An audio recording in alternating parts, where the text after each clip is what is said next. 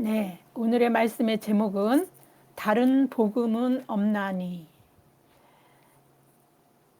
이제 우리가 고린도 전후서 이제 끝나고 이제 갈라디아서 들어가는데, 갈라디아서에 우리가 그서 말하는 이게 확성기를 대고서 갈라디아에서 만약에 제일 크게 들리는 소리, 확성기를 대고 다 들으라고 가장 강력하게 그 사도 바울이 말하는 소리는 무엇이었을까요? 단연코 자유입니다. 그래서 우리 갈라디아서에서는, 예, 그래서 자유대헌장, 뭐 갈라디아서를 그렇게 얘기하기도 합니다. 그래서 자유함, 자유, 이것에 대해서 여러분들이 이 갈라서를 읽으면서 예수 그리스도를 믿는 것이 얼마나 우리에게 자유케 하는 그 자유가 어떤 것인지를 만끽하고 읽다 보면 그런 것들을 성령님께서 여러분들에게 느끼게 해주실 겁니다. 여러분은 예수 그리스도를 믿고 난 후에 여러분의 삶에서 믿기 이전과 달라진 것이 있으면 무엇입니까? 혹시 이제 모태신앙이 아니면 그걸 분명히 안 돼. 모태신앙이면 어머니 뱃속부터 그냥 그걸 의심 없이 그냥 예수 그리스도를 믿어왔기 때문에, 그런 환경에서 자랐기 때문에 이 차이를 잘 구분 못하는데, 그렇지만 자기 믿음으로 예수 그리스도를 만날 때가 있습니다. 모태신앙이라고 하면서도. 그래서 스스로 믿음으로 진정한 주님과 만났다라고 느껴진 이후에, 그러기 이전과 그 여러분의 삶의 차이는 무엇입니까? 저는 이제 전자 쪽인데, 저는 단연코 자유함이라고 말할 수 있겠습니다. 어떻게 아느냐고요? 제가 직접 경험하고 살고 있기 때문입니다. 이 자유에 대한 것들을 나는 그냥 너무 느끼고 알고 있기 때문에 그렇습니다. 이것은 그냥 단순히 저의 느낌이나 제가 뭐 그냥 그렇다고 그렇다라고 여기는 그런 생각 때문에 그런 것이 아닙니다. 나의 실제 삶이 그렇기 때문에 제가 주저없이 말씀을 드리고 있는 것입니다. 저는 하나님을 알지 못하던 때에, 그러니까 제가 왜 이걸 느꼈는지를 제가 제 과거를 제가 어땠는지를 보면은 알 수 있을 것 같습니다. 저는 하나님을 알지 못하던 때에 죄가 죄인지도 모르던 때가 있었습니다. 그때에 죄의 종로를 타면서 살고 있는 것조차 죄를 깨닫지 인식하지 못했어요. 내 안에 내가 누구를 미워하는 것이 죄인지 몰랐어요. 그냥 내 마음으로만, 속으로 미워하는데 그게 무슨 죄야? 내가 그러한 무수히 많은 죄들을 행하고 있는 것조차 인식하지 못하고 살았습니다. 나를 중심으로 가장 가까운 가족으로부터 친구, 사회, 더 나아가 나라로 이렇게 나의 삶의 한계가 이렇게 경계선, 그어진 경계선 안에서 내가 그냥 이 땅에 살면서 부대끼면서 그냥 남보다 더 나은 삶을 살기 위해 엄청난 노력을 하고, 그래서 어, 더러는 주변에 있는 뭐 가족, 하다못해 가족까지도 이제 친구 같은 친밀함이 있다가도 더러는 또 경쟁으로 이렇게 생각하게 되고, 그래서 가깝게는 가족에서부터 멀게는 이웃까지 해서 나라 안에 모여 있는 우리나라 사람들까지도 다 그 타인으로 끝없는 내 욕망에 이끌려서 그런 관점에서 그들을 바라보고 살았습니다. 나보다 잘 되는 이웃을 향하여 박수를 치기보다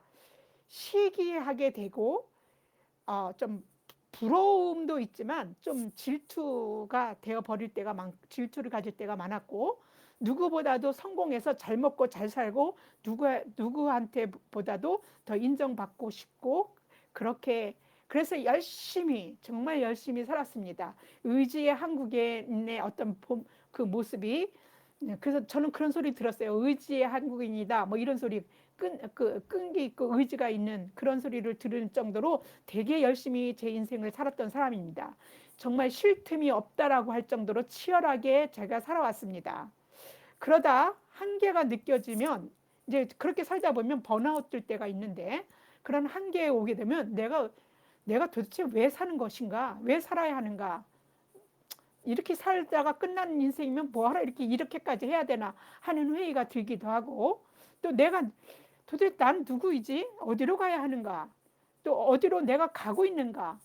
이런 것조차도 내가 파악할 수가 없고 이렇게 헤매게 되고 캄캄해지고 앞으로 한 발자국도 나설 수가 없는 내 인생의 그 길을 가는데, 그 길이 한 번만 그렇게 위기가 찾아온 게 아니라 여러 번 열심히 살다가 다시 좀 힘을 얻고 나면 또 그렇게 열심히 살고 이러는 중간중간에 그런 것이 찾아왔습니다. 저는 굉장히 이성적이고 합리적이고 과학적인 사람이라고 생각합니다. 학교에서 그렇게 늘 배워왔기 때문에 그렇습니다. 내 눈으로 보고 듣는 것 외에는 다 사실이 아니다. 사람이 꾸며낸 말이다. 하나님도 그렇게 만들어낸 것이다. 나약한 인간에 의해 발상에 의해서 생긴 것이다. 이렇게 내가 하나님을 만나기 전에는 그렇게 생각했던 사람입니다. 그래서 이성적, 합리적, 과학적으로 증명되는 것만 사실이라고 생각하고 나름의 굳은 어떤 그렇게 그게 내 신념이 돼서 그렇게 굳게 그런 신념을 가지고 있다가 그런 게 삶을 살아가다가 아주 부딪히고 힘들어지면 뭐 인간이라는 게 어쩔 수 없는 한계까지 오게 되니까 이제 제가 그 어떤 초월적인 어떤 힘을 의지하고 싶었어요.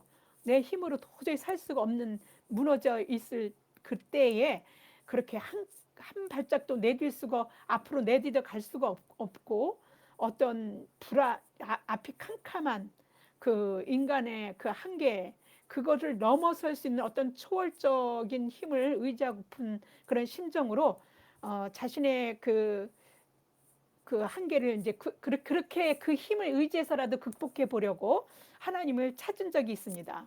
그런데 아무리 찾으려고 해도 찾아지지 않고, 아무리 믿으려고 해도 교회 잘 다니는 사람한테 아무리 얘기를 해도요, 믿어지지가 않았어요. 왜냐하면 증명되지가 않고 말이 안 되는 것 같기도 하고 어떻든 간에 그랬습니다. 그래서 믿음은 하나님이 주시지 않으면 우리가 그래서 여러분이 하나님을 믿는다는 거는요, 어떤 조그만 믿음이 들어갔다 그러면요, 그거는요 내가 믿는 게 아니에요. 내가 믿었다가 아니라 하나님이 믿음을 주셨구나. 하나님 감사합니다. 어쩔 수 없는 이 인생, 내 힘과 능으로 살 수 없다는 걸 깨닫고 하나님을 믿고 그 믿음 안에서 살아갈 수 있게 하신 것이 얼마나 감사한지 모르겠습니다 라고 여러분들은 그렇게 해야 합니다. 내가 믿는 거야. 아직도 그런 생각은 버리셔야 됩니다. 믿음은요, 하나님이 주시는 걸 난 철저히 느낀 사람입니다. 참으로 그래서 고달팠어요, 인생이. 제 인생은 너무도 고달팠습니다. 한계 상황에서 주님이 그런데 내가 그렇게 찾을 때는 믿음이 안 들어왔는데 하나님이 어느 순간에 제게 오셨어요. 그래서 하나님 없이 살았던 내 인생이 바로 제 주임에 눌려서 종로로 타고 살았던 것이었구나. 그래서 그렇게 막 무겁고 힘들고 지치고 막 그렇게 아무리 살려고 노력을 해도 그렇게 됐던 거구나 라는 걸 예수님을 믿고 난 다음에, 예수님이 제게 오신 다음에 제가 깨닫게 된 사실입니다. 그 말씀이 마태복음 11장 28절에 있습니다. 예수님이 이렇게 말씀하셨어요. 저에게 부르신 거죠. 수고하고 무거운 짐진 자들아, 수고하고 무거운 인생의 짐을 지고 가는 너 경수나 남경수나, 내게로 오라. 너 내게로 오라. 내가 너를 쉬게 하리라. 참 쉼, 이걸 주겠다는 것입니다. 예수님에게만 가면 참 쉼을 얻겠다는 거예요. 그래서 제가 지금 참 쉼을 얻고 삽니다. 참 안식을 저는 지금 누리고 삽니다. 이젠 조그만 세상 사는 것에 의해서 조그만 것들의 어떤 도전도 저는 그것들에 의해서 막 가슴 아파하고 힘들어 했는데, 지금은 그게 이제 그러한 것들이 저를 아무리 공격하고 아무리 누가 나를 모함하고 아무리 물질적인 것들이 없어지고 아무리 질병이 든다고 하든 어떤 것들에 인간이 살아가는 데서 겪는 여러 가지 어려움들이 많이 우리들은 살다 보면 믿는 사람이든 안 믿는 사람 오는데, 믿든 안 믿든 믿는 사람들은 거기에 지쳐 헐떡헐떡 돼요, 계속. 그런데요, 그런 모든 것에서 내가 자유해졌어요. 벗어났어요. 너 쉼을 얻게 됐어요. 이런 것들을 저는 느끼게 됐습니다. 그래서 이러한 것들을 몸소 내가 느끼고 지금 현재도 살고 있기 때문에 이런 것들을 누구도요, 사도 바울도 그걸 예수님 알기 전에 율법으로 그 문제가 해결이 안 됐었거든요. 열심히 율법을 좀 살지만. 그런데 그걸 알고 정확하게 알고 예수만 믿으면 그 믿음으로 우리가 의로워지고 믿음으로 우리가 자유해지는 것. 예수님이 십자가를 오늘 우리 말씀에서도 좀 십자가를 왜 주셨습니까? 우리를 거기서 자유케 하려고 예수님이 십자가에 돌아가셨다라고 그렇게 말씀하시지 않습니까? 그거를 예수님을 만나면 우리는 깨닫게 됩니다. 자유하게 됩니다. 하나님만 믿고 가면 돼요. 하나님만 믿는 믿음이면 우리는 사는 겁니다. 우리가 사는 게 별게 아니라 하나님을 믿는 믿음 안에서 사는 거예요. 의인은 하나님의 믿는 믿음으로 살리라. 저는 이 말을 오늘도 제가 하나님을 믿는 믿음으로 저는 살아갑니다. 의인이 뭐 착한 일에서 의인이 아니라 하나님을 믿어서 죄의 씻김을 받는 자들을 의인이라 그래요. 성경에서는 무슨 누구 노인을 도와주고 뭐 없는 사람을 물론 그거는 결과적으로 행위로 드러나는 거지만 하나님을 죄의 씻김을 받은 자들, 회개할 길이 열린 자들, 이런 자들이 의인인 겁니다. 우리는요 하나님을 믿는 믿음으로 산다라 그랬거든요. 그래서 제가 하나님 앞에 기도할 때 늘 그럽니다. 하나님, 오늘도 저는 제가 사는 게 내가 사는 게 아니라 하나님을 믿는 믿음으로 오늘도 삽니다. 그 믿음을 내게서 어떤 사탄이나 이렇게 뺏어가지 않도록 나를 그 믿음으로 살 수 있도록 나를 지켜주시고 보호하여 주시옵소서. 제 믿음이라는 게 별거 아닙니다. 사탄이 휘두르면요, 사탄은 예수님도 시험했습니다. 저 같은 인간은요 쉽게 휘닥휘닥 돈 주고 유혹해도 넘어갈 거고요, 뭐 성적으로도 유혹하면 넘어갈 겁니다. 제가 무슨 뭐 특출난 뭐가 없는 한 저는 넘어가기 쉬운 인간입니다. 그러나 그런 하나님이 주시는 믿음, 하나님 믿음을 지켜주시고 굳건하게 믿음을 붙잡고 가면 우리는 그걸로 살 수 있습니다. 그걸로 산다고 예수님이 말씀하셨기 때문입니다. 주님을 만나는 개인사는 다 다를 수 있습니다. 사도 바울도요, 여러분, 사도 바울이나 여러분도 각 개인에게 찾아오신 그 예수님을 영접했을 때 근원적으로 죄로 인하여 수고하고 무거운 짐을 벗을 수 있는 자유함을 느끼게 됩니다. 그래서 그걸 사도 바울도 아는 거고요. 누리면서 쉼을 이제 얻게 되는 것이죠. 이거는 제가 경험했기 때문에 여러분에게 말씀드린 겁니다. 그리고 이 자유함은 이 세상으로 예수님이 우리 인간에게 오신 이유가 되기도 합니다. 오늘 갈라디아에서도 이따가 다시 인용할 것이기 때문에 제가 말씀만 하고 넘어가겠지만, 그런 예수님이 이 세상에 오신 이유이기도 하죠. 그 자유함을 경험하지 못하고 누리지 못한다면 아직 진리가 여러분 안에 없는 것입니다. 진리가 무엇입니까? 이 질문은요, 진리이신 예수님이 뭐예요? 나는 길이요 진리요 생명이라 하지 않았습니까? 진리가 되세요. 진리신 분이십니다. 근데 그 진리가 되신 바로 진리이신 예수님을 앞에 두고도 진리를 알지 못해서 영적 그 진리가 뭐냐고 물었던 빌라도의 물음이기도 합니다. 그런데 이 진리를요, 모든 사람이 묻고 있으면 무엇이 진리입니까? 진리가 무엇입니까? 어떤 것이 진리입니까? 사람마다 그 진리가 굉장히 병동성이 많고 사람마다 말하는 말이 많이 많습니다. 그러나 진리는 딱 예수님 한 분뿐이라는 걸 여러분은 알고 계셔야 됩니다. 이 세상에 그런 진리를 앞에 두고도 진리를 알지 못했던 영적 맹인 빌라도가 그 빌라도 하나뿐이겠습니까? 가끔 가다가는 우리는 헤매고 더듬더듬 거리고 예수님을 놓치고 예수님을 보지 못하게 되면, 믿음을 놓치게 되면, 믿음의 끈을 놓치게 되면 그렇게 더듬더듬 진리가 뭐냐고 다시 또 어두운 세상 속에서 허둥대고 이렇게 진리를 더듬거리게 되는 것이 저희입니다. 우리도요, 진리이신 예수님이 우리 가운데 계시는데도 여전히 진리 찾는 어리석은 영적 맹인들이 굉장히 허다한데, 이게 예수님을 영접한 교인들, 교회 다니는 곳 신앙생활하는 사람들도 예외는 아니라는 것입니다. 여러분들이 그걸 알아야 합니다. 이 자유함에 대해서 예수님이요 직접 우리에게 말씀해 주신 부분이 있습니다. 그 자유함이 무엇인지 일깨워 주셨는데, 그걸 예수님이 당신을 믿는 유대인들을 향해서 말씀하세요. 그러니까 유대인 중에서 예수님은 유대인이지 않습니까? 그래서 당신이 오셔서 당신이 왜 오셨는지 이 진리에 대해서 말씀을 하십니다.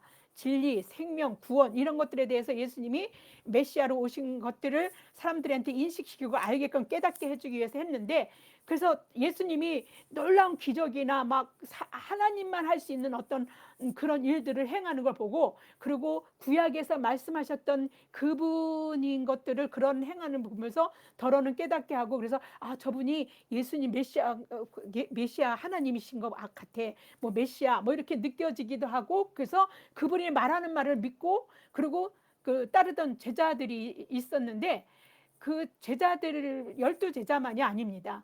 그런 예수님을 따른 사람들이 그 당시에 많이 있었는데, 그렇게 예수님이 당신을 믿는 유대인들에게 말씀하신 것입니다. 세번역 성경으로 보겠습니다. 거기가 말이 좀 더 쉬워서 세번역 성경 요한복음 8장 31절에서 32절입니다. 예수께서 자기를 믿은 유대 사람들에게 말씀하셨다.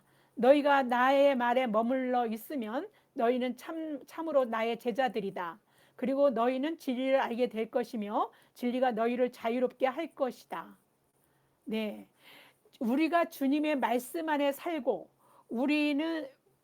우리가 그러면 그렇게 되면 우리는 참 주님의 참 제자가 된다고 얘기하십니다. 그러니까 참 제자가 되려면요, 여러분들이 말씀 안에서 살아가야 됩니다. 말씀 안에서 그 말씀하는 대로 우리가 살아가야 주님의 참 제자라고 말합니다. 말씀을 읽지도 않고 보지도 않고 그저 어쩌다 한 번째 행사로 그냥 교회 가서 한 번씩 들려주는 말씀만 듣고 있다면 그거는 주님의 참 제자라고 할 수 없습니다.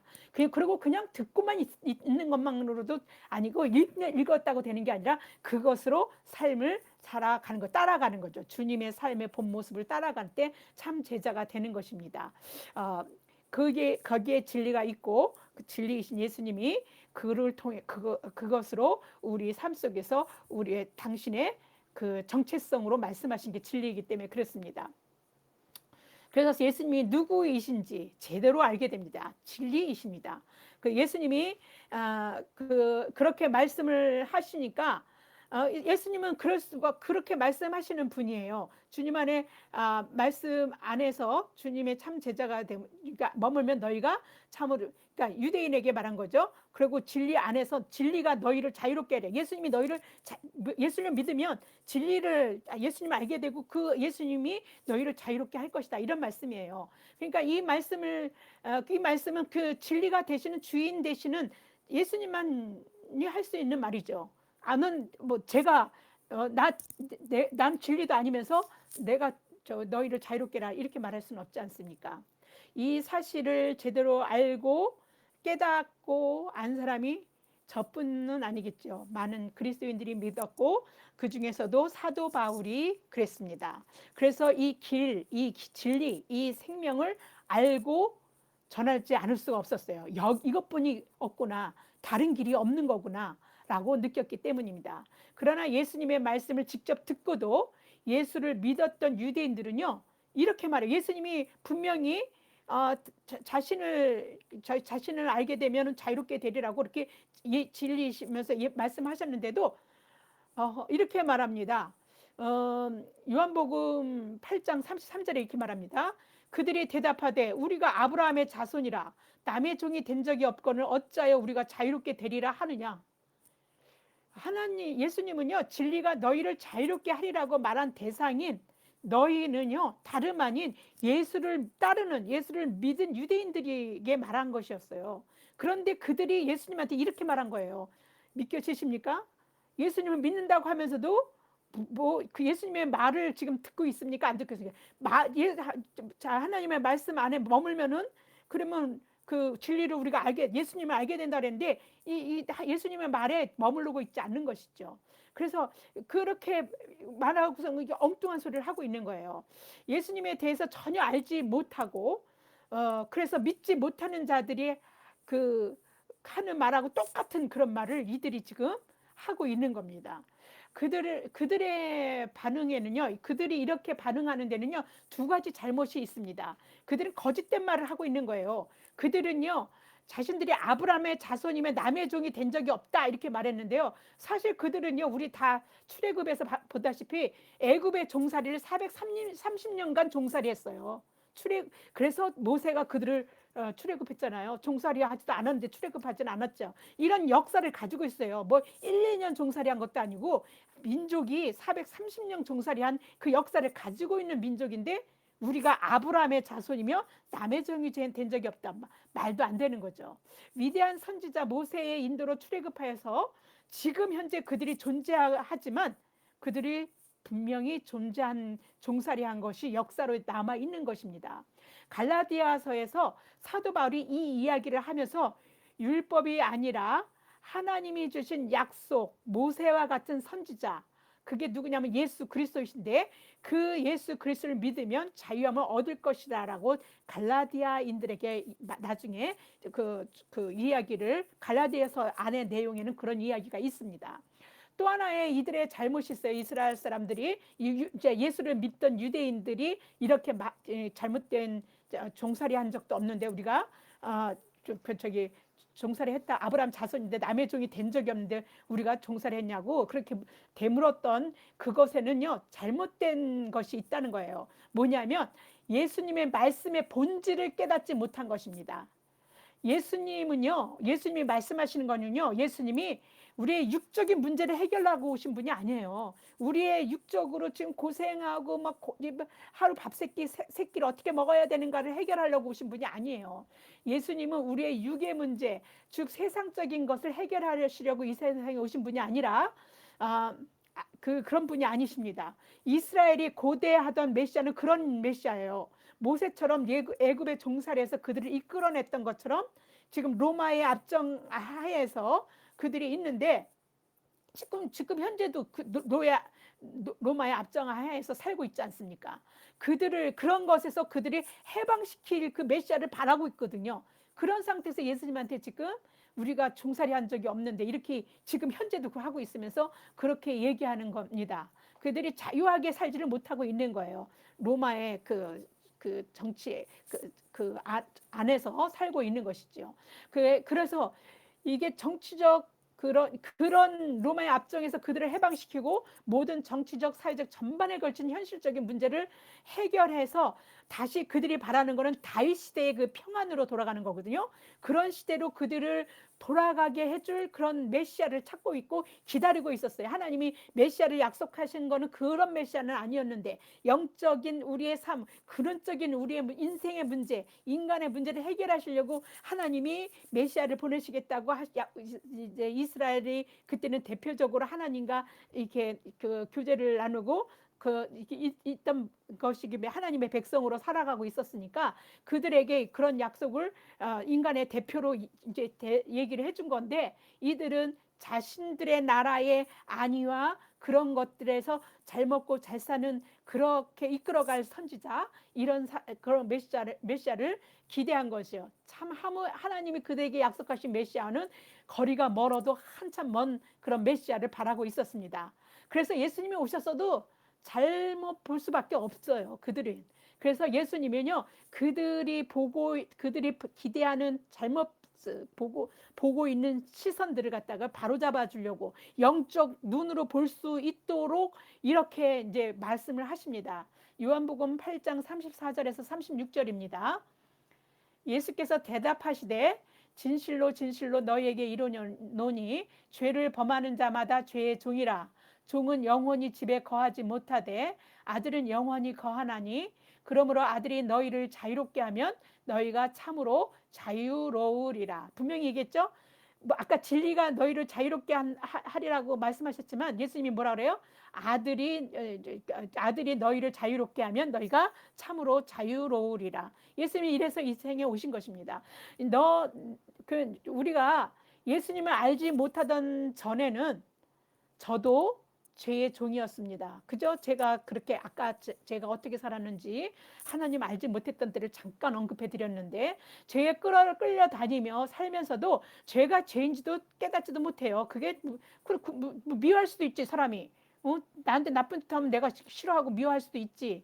그런데요 마태복음을 보면요 그냥 미워하는 게 아니라 그냥 슬쩍 그냥 바보 같은 짓을 해서 저 바보 이렇게만 말해도요 지옥으로 간다고 그랬어요. 그 정도로 하나님을 믿는 사람들의 윤리는요 이 세상적인 거와 차이가 있어야 된다는 거예요. 하나님의 차원의 윤리적인 어떤 도덕적인 그 차원에서 세상을 살아내야 한다는 것입니다. 그런데 우리는 그냥 그런 차원을 가지 못하니까 어때요? 뭐 그냥 죄를 짓고 사는데 그게 당연히 뭐 그럴 수 있지. 나를 싫어하면 나도 미워하지. 뭐 이렇게 하고 살아갈 수 있다라고 생각하고 당연하고 생각하고 죄가 죄인지도 몰랐었습니다. 그러나 이제 예수 그리스도를 영접하고 믿음으로 의로워지게 된 지금 죄에서 저는 자유하게 되었습니다. 죄에서 자유하다라는 말이요, 죄를 짓지 않는다는 게 아닙니다. 가시나무 새의 가사 속에 보니까요, 그 제 노래처럼 제 말이 들어있더라고요. 내 속에 내가 너무도 많아. 여러 가지로 내 속에 내가 있어가지고요, 매일매일 죄를 짓고 있습니다. 물론 사회적인 규범을 범하는 살인, 강도, 도적질, 뭐 사기, 이렇게 엄청난 뭐 사회의 질서를 범할 수 있는 그런 죄 아닌데, 그런 죄가 아니다 할지라도요, 제 안에서 그래서 사람들이 내가 가만히 있으면 뭐 저 사람은 죄를 안 짓고 있는 것 같지만 내 속에서 엄청난 죄를 짓고 있습니다. 그때 감사해요. 그렇게 죄를 져도 나는 이 죄를 씻을 수 있는 길이 열렸다는 것입니다. 이 죄에 내가 눌려 살지 않아도 된다는 것이지요. 너무너무 감사하고 감사합니다. 죄를 깨닫고 죄를 회개할 길을 열어주신 아버지 하나님께 감사를 합니다. 너무 다행스럽다라고 저는 생각하고 삽니다. 예수님이 우리의 죄를 사하시기 위해 십자가에 죽으셨기 때문에 제가 그렇게 살 수 있는 것입니다. 예수님의 대속의 은혜로, 대속이라는 말을 죄를 대속해 주셨다는 뜻이에요. 죄값을 대신 치러 주셨다. 그래서 그 은혜로 말미암아 죄로부터 자유함을 제가 얻게 된 것입니다. 이 놀라운 진리를 안 사도, 근데 저만 그렇습니까? 예수 그리스도를 안 사람들은 다 그런 것입니다. 사도 바울도 그랬습니다. 그래서 사도 바울이요, 예수 그리스도를 전하는 데 있어서요, 너무 놀라웠어요. 이 자유함을, 이 율법이 해결해 주지 못했던 그 율법을 따르지 않는 사람들은 다 배교하는 자라고 생각하고 다 죽어 마땅해야 된다고 핍박하고 할 정도로 그렇게 율법에 열심이었는데, 그걸로 깨닫지 못했던 그 놀라운 진리를 사도 바울이 깨닫고 자유하게 됐다라는 겁니다. 이게 생명이고 이게 길이야, 여기뿐이 없다는 걸 알았는데 어떻게 말을 전하지 않을 수 있겠습니까? 그냥 자기 목숨조차도 아끼지 않았다, 이렇게 그는 말합니다. 사도행전 20장 24절입니다.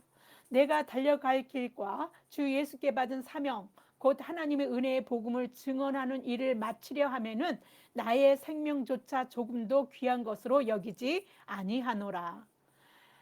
유진 피터스는요, 여러분이 갈라디아서를 이해하기 위해서 제가 이제 갈라디아서에 대한 얘기를 좀 하기 위해서 서론적인 것들을 지금 이렇게 얘기를 하고 있는데, 유진 피터스는요, 메시지 성경 갈라디아서 서문에 바울에 대해서 이런 말을 썼어요.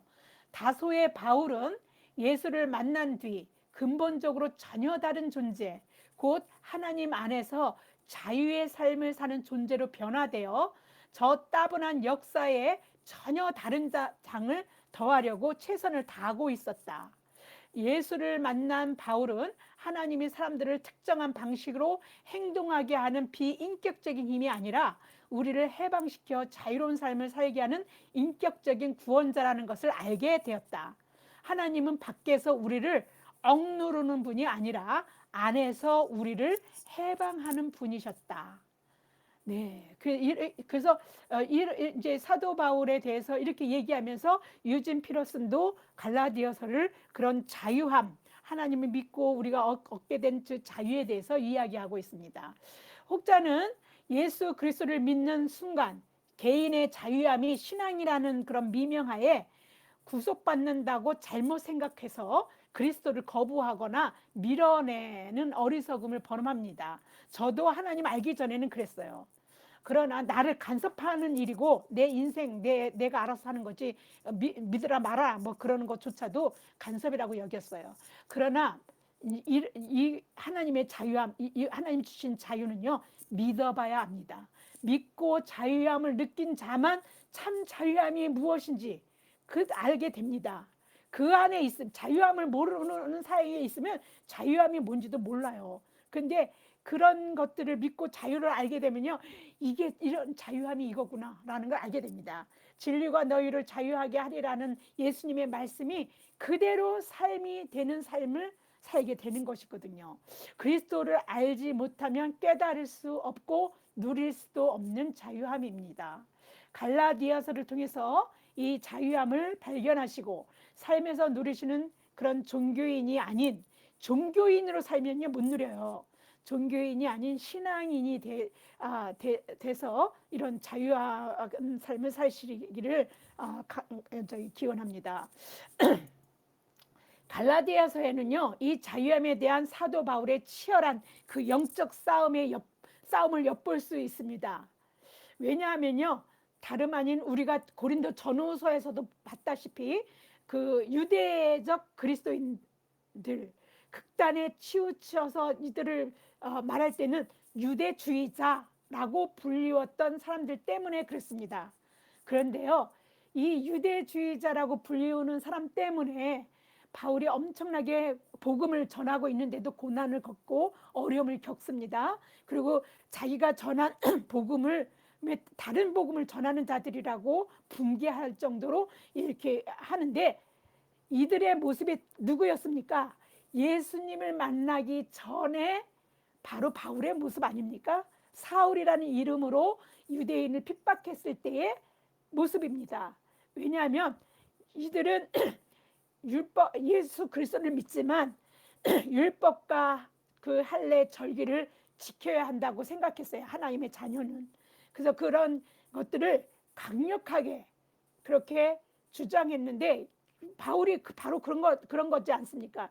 율법, 할례, 절기 이런 것들을 지켜야 되는데 안식일도 지키지 않고 뭐 이렇게 뭐 예수 그리스도를 믿으면서 이러는 사람들은 그런 것들에서 유대교를 갖다가 배교하는 자들, 그래서 마땅히 그들을 징계해야 될 자들, 핍박해야 될 자들, 그 마땅한 일이라고 생각하고 그 일들을 했었거든요.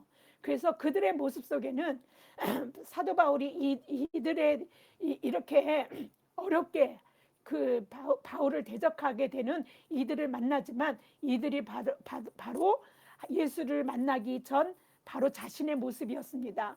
우리에게도 그 모습이 있습니다.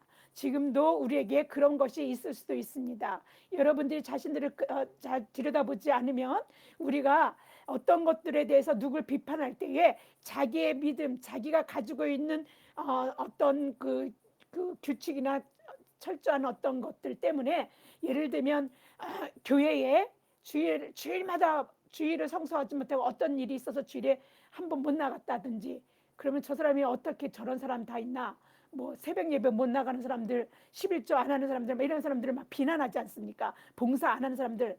근데 그런 건 자기는 은혜로 와서 감사해서 자기 믿음으로는 하지만 남을 비판하거나 잣대를 들이대고 옳다 그르다 남을 막 심판해서는 안 되는 거잖아요. 근데 그런 것들을 하거든요. 우리도 하잖아요. 그러니까 그런 것들은 그런 유대적 그리스도인, 유대주의자들하고 다른 게 아닙니다. 그들은 율법 가지고 그렇게 얘기한 것이고, 우리는 우리의 어떤 우리가 믿는, 그리고 우리가 그렇게 누군가가 가르침이나 말씀을 줘가지고 그래야 된다라고 했던 것들을 우리에게 주입시켜가지고 우리가 그런 생각을 가지고 있다면, 그것을 잣대로 가지고 비난하거나 핍박하거나 막 이게 할 수도 있다는 것이죠. 그래서 우리도 그런 사람이 될 수 있습니다. 그래서 우리는 이들이 꼭 그들이 예수님의 십자가에 못 박은 게 유대인들입니까? 저였었고 여러분이었다는 것을 믿지 말아야 합니다.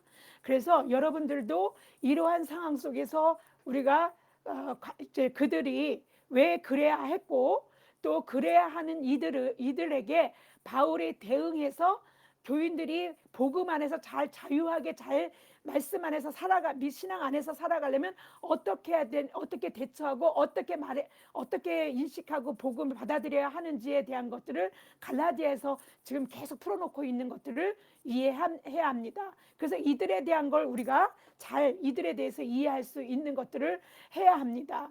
그래서 갈라디아 교회에 이들이 막 유대 간습인 율법 할례 절기들을 지켜야 한다라고 갈라디아 교회에 와서 막 가르쳤거든요. 그 사도 바울이 없는 사이에 그들이 들어가서 이제 그렇게 고린도 교회도 그랬지 않았습니까? 그러니까 이렇게 그들이 그랬을 때 그런 것들을 받아들이고 고린도 교인들이 갈라디아 교인들도 우리가 그래 할례를 받아야지 그럼 구원 받는가? 그래서 자꾸 이렇게 그들의 영향을 받게 되니까 사도 바울이 굉장히 강력하게 말하게 되는 구절이 있습니다. 그런 부분을 이렇게 얘기합니다. 갈라디아서 1장 6절을 보겠습니다. 그리스도의 은혜로 너희를 부르신 이를 이같이 속히 떠나 다른 복음을 쫓는 것을 내가 이상히 여기노라. 다른 복음은 없나니 다만 어떤 사람들이 너희를 요란케 하여 그리스도의 복음을 변하려 함이라. 네, 이렇게 말합니다. 여기에서 제가 그 다른 복음은 없나니라는 것을 우리의 설교 말씀의 제목으로 따왔습니다. 사도 바울이 이래서 사도 바울이 갈라디아 교회에 서신을 보내게 된 이유가인 것이죠. 바울은요, 복음을 왜곡시켜서 변질시키는 자들을요, 저주를 받기를 바란다라고 이렇게 말할 정도로 계속 분개했습니다. 갈라디아서 1장 8절에서 9절을 보겠습니다. 그러나 우리나 혹은 하늘로부터 온 천사라도 우리가 너희에게 전한 복음 외에 다른 복음을 전하면 저주를 받을지어다. 우리가 전에 말하였거니와 내가 지금 다시 말하노니 만일 누구든지 너희가 받은 것 외에 다른 복음을 전하면 저주를 받을지어다. 사도 바울이요, 저주를 받을지어다라는 말을 몇 번 했습니까? 2번이나 하는 거예요. 2번이나. 그냥 하나 가지고는 속이 이게 풀리지 않는 거죠.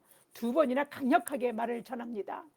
그러니까 얼마나 이 사도 바울은 너무도 복음도 잘 알고 있고 율법도 너무 잘 알고 있지 않습니까? 돌아가면 안 돼요. 거기에는 자유가 없습니다. 거기서는 죄를 구속해 죄값을 율법이 대신해 주지 못합니다. 너무 잘 알고 있기 때문에 답답한 거예요. 제대로 자신이 깨끗 알았던 이 복음, 자기 생명조차도 아끼지 않고 그냥 뭐 사람들한테 이거를 조금이라도 하나라도 더 알리고 싶어서 막 알려서 사람들이 그 복음 받아들이고 믿게 됐는데 다시 막 그렇게 그 말도 안 되는 것으로 다시 돌아가게 만들려고 하니까 사도 바울이 얼마나 정말 답답했겠습니까? 근데 어떻습니까? 그들의 모습에 사도 바울이 자기도 그랬었던 사람이라는 것입니다. 이렇게 사도 바울이 이렇게 2번이나 강력하게 저주받으라고 말할 정도로 한 것은요, 예수 그리스도를 만나고 진정한 참 자유를 누릴 수 있는 복음을 유대주의자들이 교회에 들어와서 할례를 받고 율법을 순종하라고 율법으로 다시 돌아가야 한다라고 복음을 왜곡시키고 변질시키는 것이니까, 그래서 다른 복음 없는 것이라고 이제 전하는 거, 예수 그리스도 외에는 다른 복음이 없다, 이렇게 전하게 된 것입니다. 이 복음이 없기 때문에 화가 나고 이 사실을 제대로 알고 있는 바울은 막 강력하게 얘기할 수밖에 없었던 거죠. 구원의 다른 길은 없습니다. 우리의 죄를 대속하기 위해 십자가에 달려 죽으신 분이 또 있습니까? 율법이 죄의 십자가에 달려 우리 죄를 대속해 줬습니까? 예수 그리스도밖에 없습니다. 행위로 의롭다함을 받는 것, 그게 율법이거든요. 다시 말해서 행위로 구원을 받는 것, 율법 잘 지켜서 구원받으려고 하는 게 근데 그것이 율법의 한계입니다. 구원을 가져다 주지 못하거든요. 율법은 죄를 깨닫게 할 뿐 전혀 구원을 우리에게 가져다 주지 못합니다. 이 사실을 절실히 알고 느낀 사람, 다름 아닌 누굽니까? 바리새인 중에 바리새인이었었던 사도 바울 아니겠습니까? 그 율법의 한계를 뛰어넘어 완전하게 하신 분, 바로 예수님이심을 사도 바울은 너무도 잘 알고 있는 것입니다. 율법의 한계에서 허우적대며 그 무게에 짓눌려 가시체가 뒷발질하듯 그 인생에 빛이 없는 삶을 살았던 사도 바울, 저도 아까 얘기했죠. 빛이 없는 삶에 대한 얘기를 잠시 했잖아요. 그 빛이 없는 삶을 살았던 사도 바울이 빛이신 예수님을 직접 만나는 순간 주님이 밝혀주신 그 일로 통해서 진리 되신 그분에 의해서 우리가 자유케 된다는 걸 알게 된 것이죠. 주님을 그리고 주님을 만났고 그래서 그 주님으로부터 직접 직분도 받은 거예요. 그래서 다른 사람들은 다 하나님에게 받아 저기 이제 예수님을 따라다니면서 받았잖아요.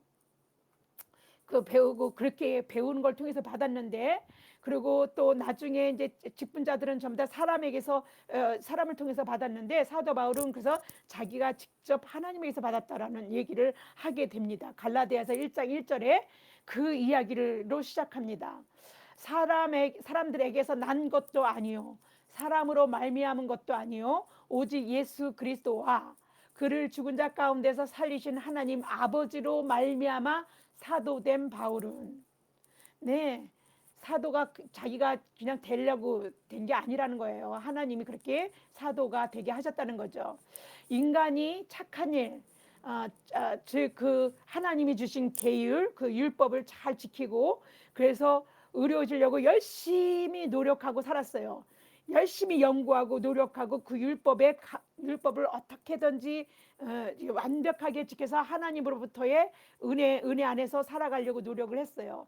죄에서 한 발자국도 그렇지만 자기 힘과 노력으로는 구원으로 한 발자국 내딛지 못한다는 거, 그 한계성, 하나님에게로 절대로 돌아갈 수 없이 더 멀어질 수밖에 죄를 지을 수밖에 없는 존재라는 걸 자꾸 깨닫게 되니까 죄 많은 인생이 어떻게 하나님 앞에 갑니까? 그러니까 자꾸 하나님 앞에 멀어지는 것만 깨닫게 할 뿐이라는 것들을 안 사람이 누구예요? 사도 바울이었습니다. 그는 율법에 올인해서 그 인생을 걸고 공부하고 연구하면서 공부하고 지켰던 사람입니다. 가르치려고 그 일을 직업으로 삼으려고 일하려고 가말리엘 그 문화생이 되었던 사람이기도 한 것입니다. 그는 자신에 대해서 이렇게 말합니다. 오늘 갈라디아서에서 자기에 대해서 그 얘기를 해요. 갈라디아서 1장 13절에서 14절입니다.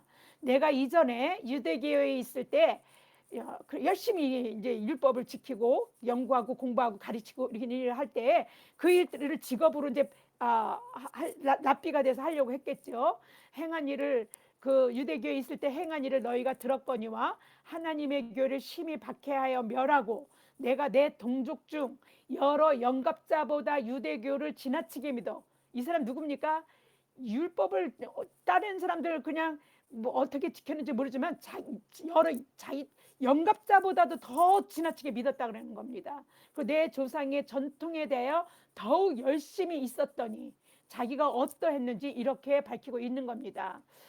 유대주의자 그랬기 때문에 더 잘 이게 복음이라는 걸 더 잘 알고 있는 거예요. 이 길밖에 없구나라는 걸 더 잘 깨달았던 것입니다. 유대주의자들은 갈라디아서에서 교회에 가만히 들어온 거짓 그 선지자들이라고 사도 바울이 말하고 있습니다. 그들이 바울이 갈라디아 교회에 자신이 전한 복음과 다른 복음을 전했기 때문입니다. 그래서 그렇게 말한 게 이제 그래서 그런 건데 이제 그러면 바울이 전한 복음은 구체적으로 무엇이기 때문에 그거와 다른 그런 복음을 전했다라고 말하는지 그러면 바울이 그 갈라디아 교회에 전한 복음을 알아야 그들이 전한 복음이 다른 복음이라는 걸 알 수 있지 않습니까? 그것이 이제 1장 4절에 나옵니다. 갈라디아서 보겠습니다. 갈라디아서 1장 4절에 그리스도께서 하나님 곧 우리 아버지의 뜻을 따라 이 악한 세대에서 우리를 건지시려고 우리 죄를 대속하기 위하여 자기 몸을 주셨으니 누구 얘기한 겁니까? 예수 그리스도에 대한 얘기를 한 겁니다. 예수 그리스도 위에는 복음이 없는 겁니다. 예수 그리스도가 우리의 복음입니다. 우리를 죄에서 자유케 하시는 분이십니다. 자기 몸으로 그렇게 직접 하셨기 때문에 예수 그리스도께서 우리 죄를 대속하여 주시고 우리에게 구원의 길을 열어 놓으셨습니다. 그것도 어떤 행위를 더해서가 아니라 예수 그리스도를 믿기만 하면 구원을 받는다. 이렇게 라고 하는 것이 바울이 전한 복음, 이 말이 바울이 전한 복음이에요. 바울이 이들을 향해 저주를 받을지어다 라고 2번씩이나 말한 것은 지나친 게 아니에요. 이렇게 복음을 전했는데 우리를 대속해 주신 분은 예수 그리스도시고 그분이 구원의 길을 열어놓으셨고 그래서 행위가 아니라 예수 그리스도를 믿어야 구원을 받는다라는 복음을 전했는데 율법이 그렇게 율법을 믿어야 구원받는다 이렇게 얘기하니까 얼마나 세상에 그 엉뚱한 다른 복음입니까? 그래서 바울이 이들을 향해서 저주를 받을지어다라고 2번씩이나 그렇게 말하는 거는요 지나친 게 아닙니다. 3번, 4번, 5번, 100번을 말해도 분이 안 풀렸을 것 같아요. 사도 바울은 그들에 의해서 그가 전한 복음을 교회들이 단지 죄를 깨닫게 할 뿐 전혀 구원의 삶으로 한 발자국도 걸어가지 못하게 할 율법을 갈라디아 교회에게 따르게 한 것에 대해서 사도 바울은요 우리가 아까 읽었죠. 내가 이상히 여기노라 라고 했어요. 근데 이걸요 우리가 세번역 성경에서는요 놀라지 않을 수 없습니다 라고 말합니다.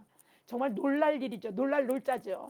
세번역 성경 한번 볼까요? 세번역 성경 갈라디아서 1장 6절입니다. 여러분을 그리스도의 은혜 안으로 불러주신 분에게서 여러분이 그렇게도 빨리 떠나 다른 복음으로 넘어가는 데는 나는 놀라지 않을 수 없습니다. 이렇게 말하고 있어요. 갈라디아 교회는요 1차 전도 여행 때 방문하여 근데요 여러분 이제 갈라디아 교회가 이 고린도 갈라디아서를 이제 바울에게서 받아들고 다시 돌아왔어요. 그래서 바울의 선교에 굉장히 많이 열심히 도왔던 교회입니다. 그러니까 다행스럽죠. 이제 이 편지를 쓰는 동기는 그렇다는 건데 나중에 이제 복음 안에서 살게 됐습니다. 걱정 안 하셔도 됩니다. 갈라디아 교회는 1차 전도 여행 때 방문하여 복음을 전했던 그 어디를 말하냐면 그 더베 1차 전도 여행 때 구브로로 해서 더베에 도착해서 루스드라, 이고니어, 비시디아 안디오까지 해서 이렇게 돌았는데 그때 세워진 교회들이거든요. 이 교회들 안에 고린도 교회에서처럼 팔레스타인에서 온 유대 교사들이 팔레스타인에서 왔다는 건 뭡니까? 저기 뭐야 그 유대 그리스도인이라는 거예요. 유대 그리스도인들이 그 와가지고 이제 이렇게 그 율법에 대한 거 그런 것들을 이제 하고 그리고 자기네들은 거기에서 저기 예루살렘 교회에서 그 어떻든 예수님의 제자들 직접 제자들이었던 사도들로부터 아마 그렇게 신임장이나 이런 거를 야고보가 예수님의 동생이었던 사도 야고보가 써줬던 것 같아요. 사도 야고보는 동생이지 사실 예수님이 따라다닌 제자는 아니지 않습니까? 근데 어떻든 사도인데 그렇게 저기 뭐야 그 유임장이나 이런 것들이 그들에게는 있었던 것 같아요. 근데 그들이 사도 바울 사도권을 무시하는 겁니다. 그런 것도 없이 가서 전해가지고 말씀을 안 전하 그러니까는 율법에 대한 얘기를 가르쳐야 되는데 그런 건 안 가르치고 그냥 예수님에 대한 얘기만 했다. 그래서 그게 뭐가 부족하다라고 이제 생각해서 근데 그래서 그들이 그렇게 가르친 사도의 가르침을 좀 권위 없는 것으로 여기려면 사도권을 무시해야 되지 않습니까? 그 자기네들은 그런 그 자격이 있지만 바울이 지가 사도라고 얘기하지만 사도가 아니다라는 얘기를 무시해서 사도권을 무시했거든요. 그래서 오늘 갈라디아 1장 1절에 나는 사람에게서 받은 게 아니라 하나님 예수님과 하나님에게서 받은 것이다라고 그렇게 말로 시작하는 게 그래서 사도 바울이 그렇게 시작한 거거든요. 그러니까 그런 것들을 무시하고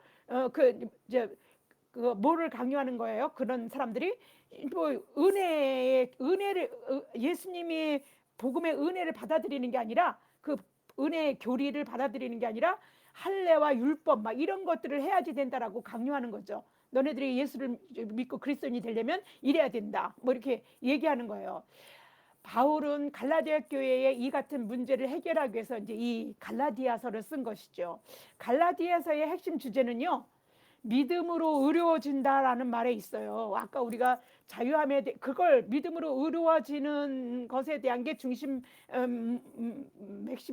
메시지고 그곳에서 우리가 얼마나 자유함인지를 깨닫게 하고 그렇게 믿어서 우리가 자유로워진 죄로부터 우리가 자유로운 인생을 살아가는 것에 대한 걸 막 이렇게 써서 보내고 그것을 이제 그 아브라함이나 뭐 이런 여러 가지 여러 사람들을 통해서 약속과 자유인과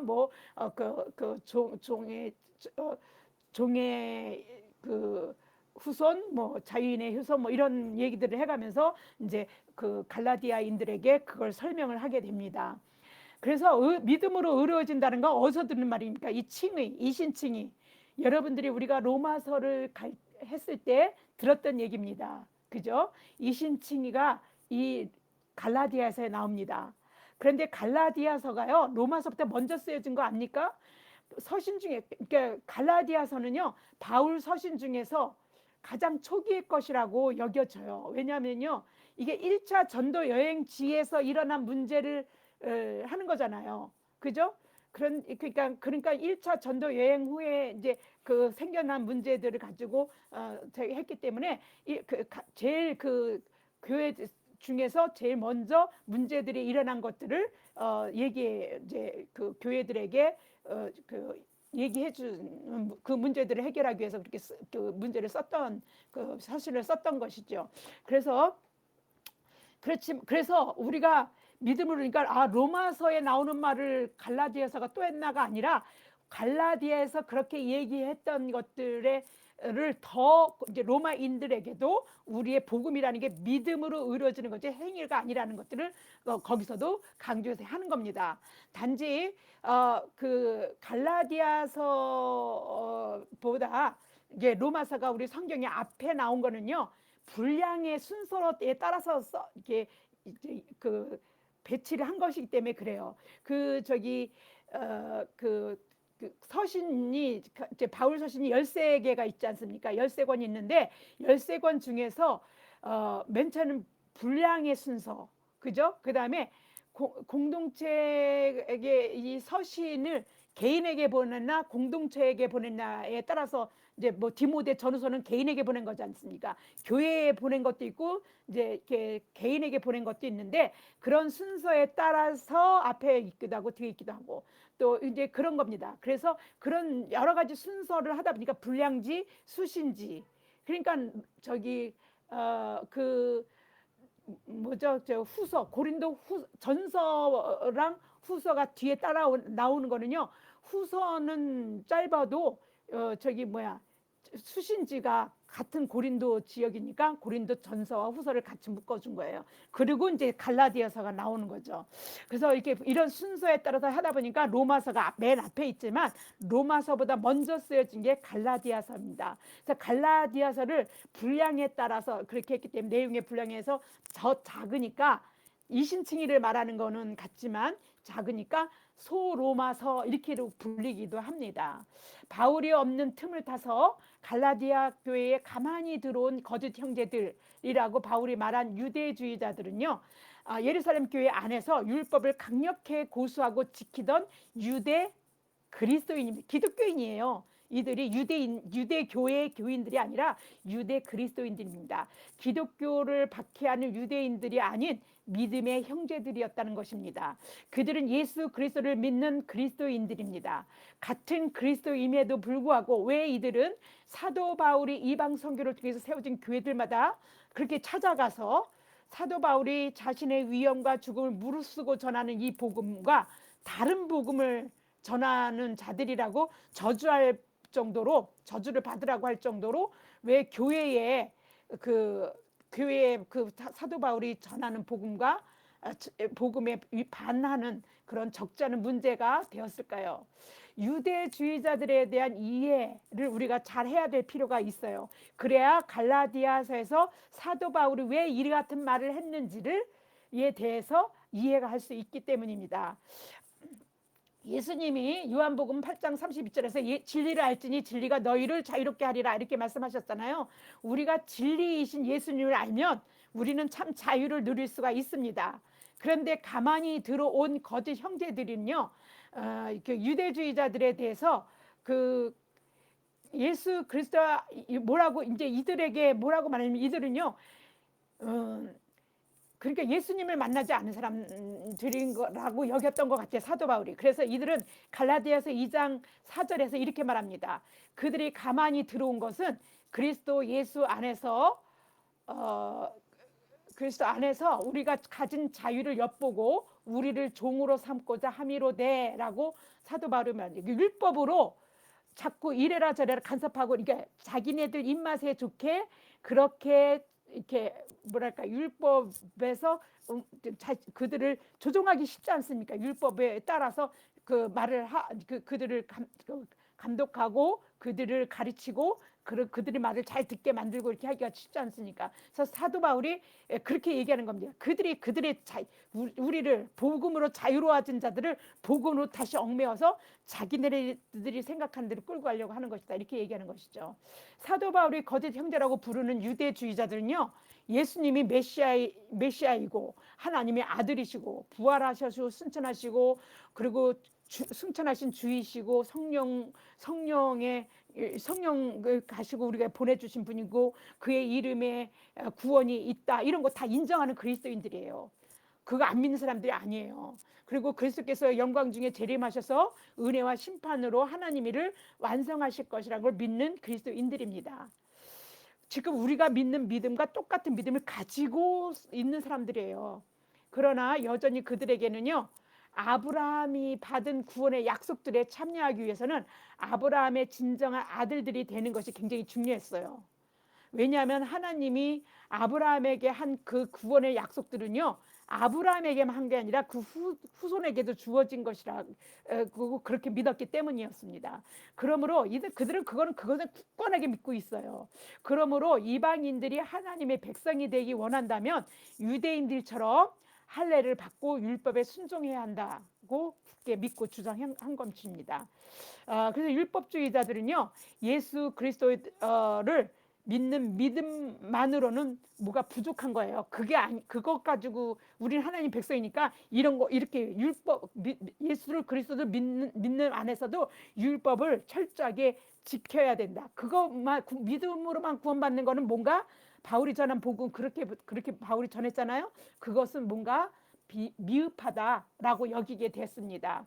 그 내용이 갈라디아서에 있어요. 그래서 이제 이렇게 얘기하는 겁니다.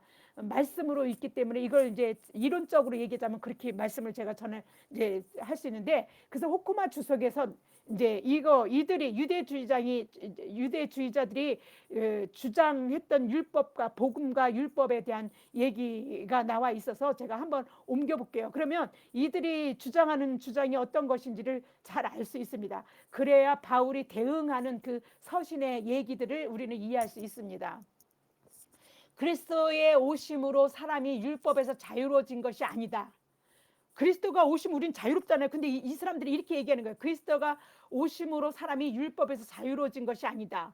그리스도께서는 율법의 가르침을 확증하셨고, 예수님도 율법, 우리가 복음서에 보면 율법으로 말씀을 가르치셨어요. 율법에 대한 거. 그러나 율법 자체의 조목조목을 가르친 게 아니라 지금 이웃을 사랑하시 율법의 완성이다. 이제 그렇게 얘기하시면서 사랑하라고 가르치신 것이죠. 그런데 이들은 그러니까 율법을 예수님도 직접 가르쳤다 이렇게 얘기하면서 얘기하는 거예요. 그리스도께서는 율법의 가르침을 확증하셨고 그것이 요구하는 바 순종을 깊게 만드셨다. 율법을 지키는 것 때문에 하나님께 순종했다라고 이렇게 얘기하는 거예요. 그러므로 그리스도께서 중보하여 이루신 구원의 율법의 행위를 이행하는 것이 필요하다. 할례와 율법 없이, 그러니까 예수님을 갖다가 들이대면서 율법을 지켜야 된다라고 이렇게 이 사람들이 주장하는 거예요. 할례와 율법 없이 오직 믿음에 근거한 기독교인의 상태는 초보적인 것이요 미완성의 상태다.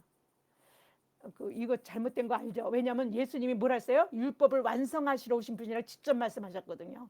따라서 완전한 구원은 할례와 율법을 준수하는 것으로 이루어지며 이로써 아브라함의 참 아들이 되어 아브라함에게 약속된 복의 상속자가 되는 것이다. 이렇게 이들이 이와 같이 이제 주장하는 것에 대한 복음의 어떤 변증, 복음은 그게 아니다 이런 것이라고 변증하는 것이 갈라디아서입니다. 복음의 변증서가 바로 로마서 아닙니까? 갈라디아서도 마찬가지입니다. 이들은 그래서 우리가 갈라디아서를 읽다 보면 로마서에서 읽었던 내용들에 중복되는 것 같은 느낌이 들 때가 있습니다. 왜냐하면 믿음으로 의로워진다는 것들을 계속해서 알려줬어야 말해줘야 했기 때문에 반복되죠. 이들은 자신의 주장을 관철하기 시키기 위해서 바울의 사도권에 문제가 있다는 걸 계속 부각시켰어요. 이들은 사도 바울이 충만한 구원의 필요를 모두 다 알려주지 않았다는 거예요. 율법까지 다 지켜야 되는데 그걸 안 알려줬으니까 충만하게 구원의 필요를 안 알려줬다, 이런 거 얘기하는 거예요. 예루살렘 사도들에게서 그의 사도직을 임명받은 적 없거든요. 근데 이들은 어떻게 생각해요? 사도 바울은 예루살렘 사도들이 그러니까 더 위에 있다, 이렇게. 그러니까 제자들이 예수님을 직접 따라다녔던 제자고, 바울은 핍박했던 자고 따라다닌 적도 없는 사지 않습니까? 그러니까 그들에게 임명받아서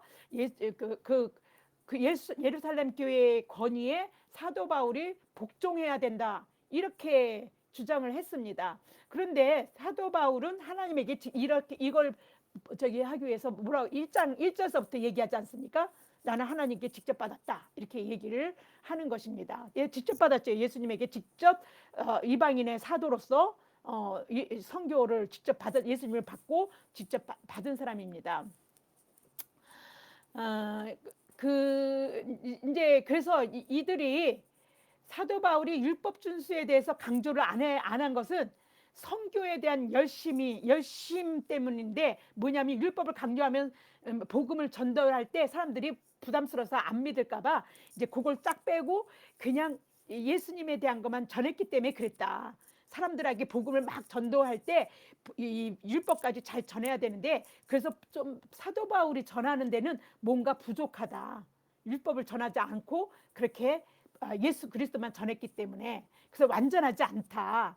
그래서 완전하려면 율법을 준수해야 된다, 이렇게 썼습니다. 그러니까 이렇게 이들이 이제 유대주의자들이 주장하고 생각한 게 그런 것들이에요. 그러니까 그런 것들을 대응해서 지금 갈라디아서 교인들에게 그런 것이 아니라는 걸 대응해서 얘기를 해줘야 되지 않습니까? 그 얘기를 이제 우리는 이들이 이래서 사도 바울이 이 말을 썼구나, 이런 것들을 이제 우리가 이해하게 되는 것입니다. 바울은 보통 그의 편지에 수신자에게 감사한다는 말부터 시작합니다. 그러나 수신자에게 이제 하나님 앞에 뭐뭐뭐해서 감사합니다라는 걸 시작하는데, 갈라디아서에서는 감사를 하지 않습니다.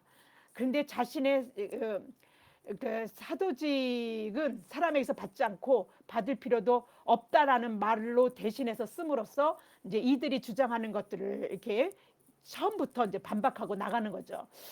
사람들에게서 난 것도 아니요, 사람으로 말미암은 것도 아니요, 오직 예수 그리스도와 그의 죽은 자 가운데 살리신 하나님 아버지로부터 말미암아 된 바울은 이라고 아주 정확하게 자기 자신이 사도가 어떻게 된 것인지를 하는 것부터, 사도직부터 변호하면서 갈라디아서를 시작합니다. 우리에게는 다른 복음이 없습니다. 복음을 왜곡시키는 일들은 사실 예수 그리스도를 믿지 않는 자들보다 믿는 자들에 의해서 더 잘 저질러집니다. 모르는 자들이 어떻게 왜곡합니까? 아는 자들이 더 잘 저질러져요. 그래서 여러분들 누가 제일 잘합니까? 목사들이에요. 근데 목사들이 어떻게, 그러니까 지복음 전하는 자들이 너무 많아요. 사람들을 우매한 쪽으로 끌고 가는 사람들이 너무 많습니다. 그래서 이게 아니면 교회 직분받은 자, 장로라든지 이런 사람들에 의해서 그 말씀을 더 많이 알고 있는 자들에 의해서 왜곡되는 게 너무 많습니다. 저도 이제 이게 듣다 보면 옛날에는 그 비판 없이 이게 영적 눈이 어두우니까 모르는데, 지금은 제가 엉뚱한 저 목사가 지금 복음을 잘못 전하고 있구나라는 게 막 느껴지는 게 너무 많아요. 그래서 우리는 저는 안 그렇겠습니까? 그래서 제가 항상 긴장하고 걱정을 합니다. 이렇게 말씀을 전하지만 내가 가장 가깝게는 내 자식들에게 이 생명의 말씀을 전하고 있는데, 이것들이 제대로 전하지 않고 내 자식들한테 거짓된 걸 전한다는 건 말도 안 되지 않습니까? 그러니까 그래서뿐만이 아니라 말씀을 들고 쓰는 것들이 무섭습니다. 그래서 늘 긴장하고, 더군다나 말도 더듬덩하고 생각도 잘 없고 막 이러니까 책을 그냥 이것도 보고 저것도 보고, 이제 어떤 것이 정말 하나님의 말씀에 가까운가를 위해서 기도하고 막 이렇게 합니다. 그래서 여러분들 저를 위해서 기도를 많이 해주셔야 됩니다. 제가 복음을 왜곡시키기가 가장 쉬운 자 중에 한 명이거든요.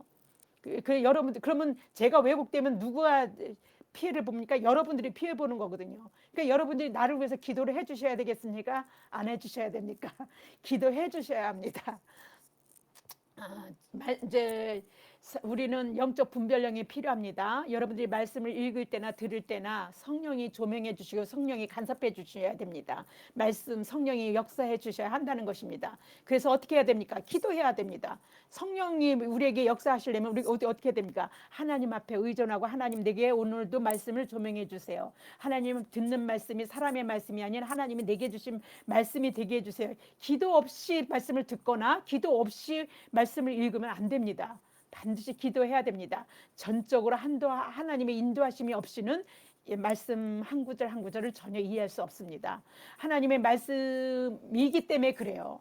예수 그리스도 외에는 다른 복음은 없습니다. 우리는 예수 그리스도를 말하는 거 외에 다른 말을 하면 그거는 다른 말하고 다른 복음이구나 이렇게 생각하실 수 있어야 되는 기준이 예수 그리스도이십니다. 예수 그리스도의 죽음, 그죠? 십자가의 죽음, 부활, 그다음에 재림 뭐 이런 것들에 대한 거를 성경을 자꾸 신약을 자꾸 읽으시면서 사복음서 또 서신서 뭐 다 읽으시면서 요한계시록까지 다 읽어가시면서 여러분들이 구약도 또 읽으셔야 되겠죠. 왜냐하면 예수님이 오시겠다라고 약속하신 약속의 말씀이고 믿음으로 살아갔던 사람들의 얘기고 하나님이 인간을 어떻게 간섭하고 오셨는지에 대한 얘기니까 읽으셔야 되겠지만 특히 예수님에 대한 얘기, 예수님이 오셔서 이 땅에서 직접 당신이 우리 가운데 계셨던 얘기들을 읽으시면서 여러분들이 아셔야 합니다. 예수 그리스도를 믿는 믿음으로 우리는 구원을 얻습니다. 요한복음 3장 16절입니다. 하나님이 세상을 이처럼 사랑하사 독생자를 주셨으니 이는 그를 믿는 자마다 멸망하지 않고 영생을 얻게 하려 하심이라. 우리를 영생을 얻게 하시려고 예수님이 이 세상에 오셨습니다. 기도하겠습니다. 참 좋으신 하나님 아버지 감사합니다. 우리에게 주 예수 그리스도 외에 다른 복음은 없습니다. 우리를 죄에서 해방시켜 주심 감사합니다. 당신의 죽으심으로 당신을 내어주시는 데까지 우리를 사랑하심을 우리를 죄에서 해방시켜 주시는 것으로 더 절실히 느껴지게 됩니다. 우리를 하나님에게로 돌아갈 길을 열어주셔서 감사합니다. 복음을 받아들이고 믿음으로 의롭게 하는 그 길, 그걸 알게 하여 주심을 감사합니다. 예수 그리스도 진리요 생명이신 예수 그리스도 외에는 우리의 길은 없습니다. 주 예수를 믿음으로 우리가 이 세상에서 자유함을 누리고 살 수 있게 하셔서 감사를 드립니다. 구원받은 삶에 대한 감사함의 노래가 매일매일 우리의 입술에서 불려지고 하나님을 인정하는 삶을 살도록 성령님 우리 안에 내주하여 주시고 우리를 주장하여 주시고 우리를 인도하여 주시옵소서. 이 모든 말씀 우리 주 예수 그리스도 이름 받들어 감사하며 기도드립니다. 아멘.